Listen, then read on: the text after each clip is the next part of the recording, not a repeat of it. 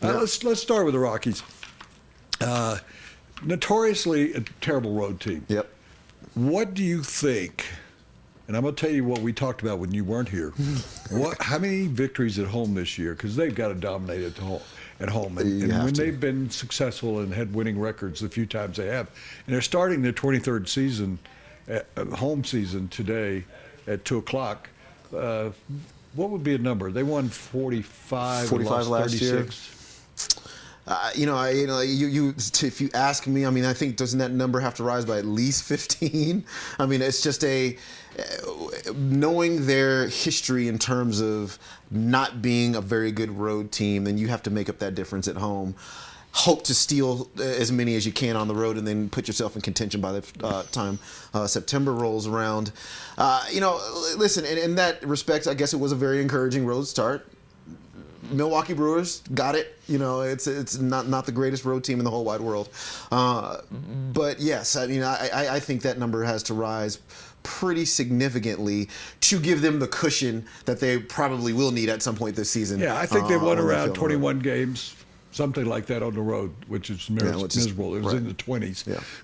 I think they need to up the road figure by 10, 12 games, and I would say more 10, 12 games at home. If they did that, let's say that's 20 more victories they won, so that would put them close to 90, and they would be playing, as the general manager said, his goal this year is to be playing meaningful games in September. I don't know what that means, meaningful games. Does that mean you are in the hunt, or you are having fireworks night, and that's meaningful? Or bobblehead games? September has 15 fireworks nights, and those will all be meaningful. No, listen, wild card. I mean, that's meaningful. If they're in the mix for a wild card, okay. Well, we had a guest on from Milwaukee a couple of days ago who said the Brewers' objective really this year is to be a wild card team. And the Padres are trying to be a wild card team. The Giants are trying to be a wild card team.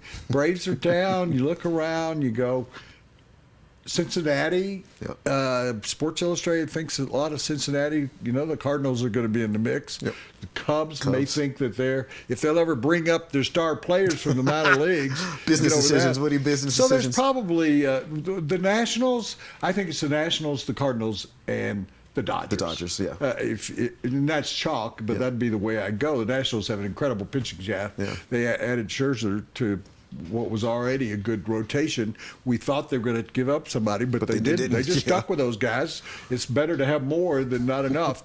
As we found in Denver again this year, the Cardinals, always a good pitching staff, the most valuable player type behind home plate, great first baseman, good solid defensive team, scored a lot of runs last year. It was between the Rockies and the Cardinals of who scored the most runs.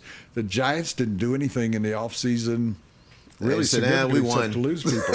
Hunter Pence is out. Right. I always liked his game. Yeah. And Hunter Pence is injured right now. Tough player. So I think the Giants are going to struggle early. I don't think the Padres, even though they just now got a great closer in Kimbrel from the Braves. That was huge. Don't you think that was huge? That was huge for the Padres. Yeah. It's just, they add Matt Kemp in the offseason as well. So, I mean, I like what the Padres did in the offseason to theoretically at least make themselves better on paper. Now, all these guys have to perform. But certainly they put themselves in this conversation certainly for at least a wild card, if not. People who missed it yesterday, and I'm sure you didn't bet, Troy Rink was here, and we were talking about, he made a terrific observation. And I've been thinking about it ever since. And we joked about it, but there's some seriousness to it. Why did they do so well in sweep in Milwaukee? They went from Arizona to Milwaukee. So they weren't adjusting from altitude. Now Arizona is about 3,000 square feet, 3,000 feet above sea level, somewhere around at 2,700. Right. So Arizona would be number 2 in terms of teams that play at altitude. You know who would be number 3? They used to be the highest altitude team in baseball until the Diamondbacks and the Rockies came along. Can anybody guess this? If anybody, what team would that be?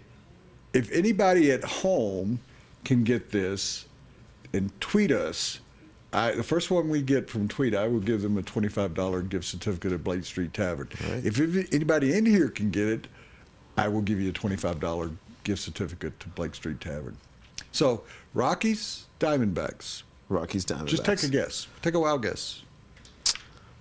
Well, I'm not going to California. Kansas City Royals? Yeah, I was going to say Royals. Kansas City Royals. Well, I'll come back to you in a little while for it, because there was a hint. I mean, if I gave you a hint, you'd get it. But I'll come back to that. So the Rockies went from Arizona to Milwaukee. Yeah. They didn't do that adjustment. In the car coming here today, because yesterday we laughed at, wouldn't it be great if they just played 81 games on the road and then came home and played 81 games at home? Just see what happens. The way that came up was because there's a minor league team that is on a 55-game road trip this year because their stadium's not ready. Yeah. So they're going on the road and play 50. Can you imagine in buses for That would be 60 terrible. days? That would be terrible. But Troy's point, and I think it's worth that they weren't playing here and getting used to altitude Yeah. and then going on the road, because you have to adjust to the curveball, the slider, and how they break. Yeah. So they went from Arizona, where they were accustomed to playing at lower altitudes. They go to Milwaukee. So play they can believe what extremely well. they see. Yeah, what they were They seeing. pitched well. Yep. Curveball broke. Sliders. You were able to use your changeup. Yep. They scored 10 runs, and then 5, and then another 5. I mean, Which don't you think that was the biggest part of the yeah, there are a couple of things that stood out to me about their first 3 games, and one was just the fact, the extra base hits, their ability to really be potent on the road in a way that we haven't experienced that really with the Rockies. Rockies go on the road, and we know how far the batting averages dip. But in part, certainly probably due to the Arizona to Milwaukee, not Colorado to Milwaukee, but regardless, seeing those bats be that potent on the road, I thought was one of those little things that you look for, because you get in the beginning of the season and it's like, well, it's only 3 games. It's only once. Okay, we're all aware of that. It's 3 games. They're not winning the World Series after the first 3 games.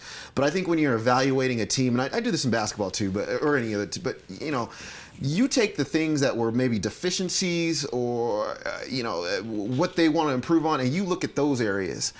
And if you start to see improvement in those kind of areas, you start to put together a better picture of the team that you're going to see. Now, the sample size obviously is super small, just 3, and it was against the Brewers. But it was encouraging to see the bats really wake up on the road in a way that they really haven't, and we'll just see if that can continue.